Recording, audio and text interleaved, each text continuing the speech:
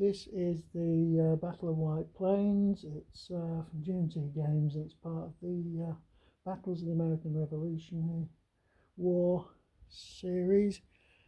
In terms of rules, the only thing that's happened this turn is we've had some rallies. So there is basically after the movement phase, you've got a rally phase, and you can rally your disrupted units, or disrupted or shattered units that are not in zones of control of enemy units. Basically got to get a modified die roll of greater than or equal to 5. Now everybody who did roll, the Americans and the British, rolled successfully so there were 3 demoralised units that were recovered there. Well, they go back into parade order if you're demoralised. If you were shattered and you rallied, you'd go from shattered to demoralised. But normally you go from demoralised to parade order, which is your best order. When you rally, you also recover some of your army morale, which you will have lost because you were disrupted in the first place. Now, I think we've described what happens with disruptive units, but they basically got to retreat 3 hex towards the supply lines, or to your line of retreat, which is marked here, your retreat priorities. Actually, one of this American unit's been a bit naughty here. No, he's all right. Yes, he isn't. He isn't okay. 1, 2, 3.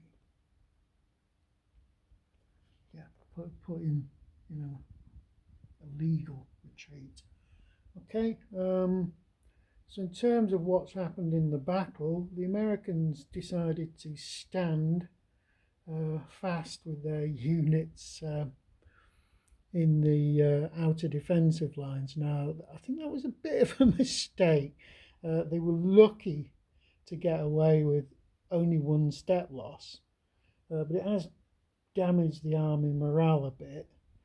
And the British, all right, the British just advanced forward and attacked. They weren't messing around. They could have achieved better types of attack, but they just decided to sweep the Americans away.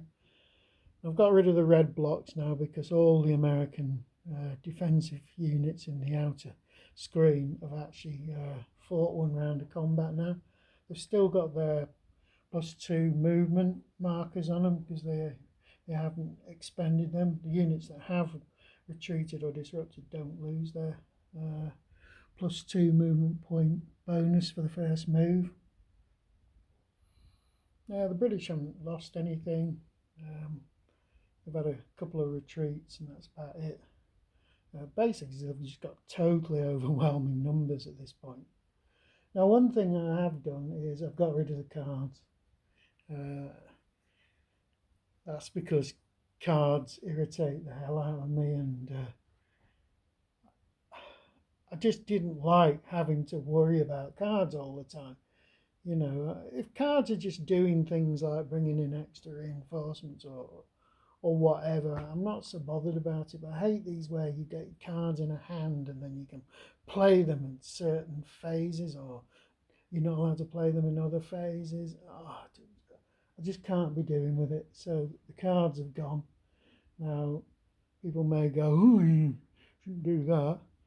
But I've gone 1 step further. I got rid of the tactical matrix as well. I've decided I'm not using tactics. It doesn't add anything to the game to me. But I'm playing it solo. I imagine it adds a lot to the game if you're playing opposed. To me, it was just another waste of time. Well, mainly because the British, we were just doing frontal assaults. Every single attack was a frontal assault, and admittedly you aren't always going to do that, but nah. And all right, you're throwing on a table, but you're throwing randomly. I didn't like them at all. So the tactics matrix and the tactics chits cards have gone. I was using a solo tactic system, but it didn't work for me. That's no insult to the guy who did it. I think it was Joel Toppin who actually developed that system. It's a nice system, but it doesn't add anything to the game to me. I'd rather not play with them. So that's it, really. The British have driven the Americans out of their positions in the screening force. So the screening force is just going to do a runner now back to the American lines. They've held up the British for a couple of turns, I suppose. And that's all they were there for. Maybe it wasn't a good idea to stand fast on the second turn, but as I say, they haven't suffered too badly for doing that.